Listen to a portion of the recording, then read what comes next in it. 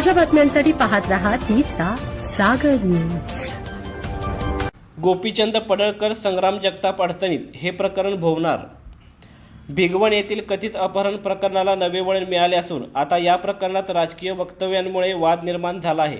मुलीच्या आई आणि भावाने भिगवण पोलीस ठाण्यात अपहरणाची तक्रार दाखल केली होती। त्यानुसार गुन्हाही नोंदवण्यात आला। मात्र संबंधित मुलगी पोलिसांसमोर हजर होत प्रतिज्ञापत्राद्वारे आपण स्वतःच्या इच्छेने मुलासोबत गेल्याचे स्पष्ट केले।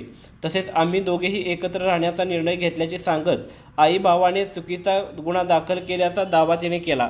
या पार्श्वभूमीवर राज्य महिला आयोगाच्या अध्यक्षा रुपाली चाकणकर यांनी प्रतिक्रिया देताना काही आमदारांच्या वक्तव्यांवर नाराजी व्यक्त केली। आमदार गोपीचंद पडळकर आणि संग्राम जगताप यांच्या विधानाबाबत तक्रारी आल्यास महिला आयोग कारवाई करेल असा इशारा त्यांनी दिला।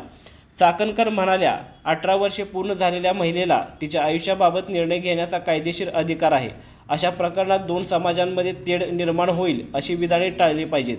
कोणीही वादग्रस्त वक्तव्य केल्यास त्याची चौकशी करून आवश्यक ती कारवाई केली जाईल। दरम्यान पोलिसांनी या प्रकरणात तत्काळ कारवाई केली असून कायद्याप्रमाणे प्रक्रिया सुरू असल्याचेही त्यांनी नमूद केले। त्यामुळे भिगवण प्रकरण आता राजकीय आणि सामाजिक पातळीवर चर्चेचा विषय ठरले आहे।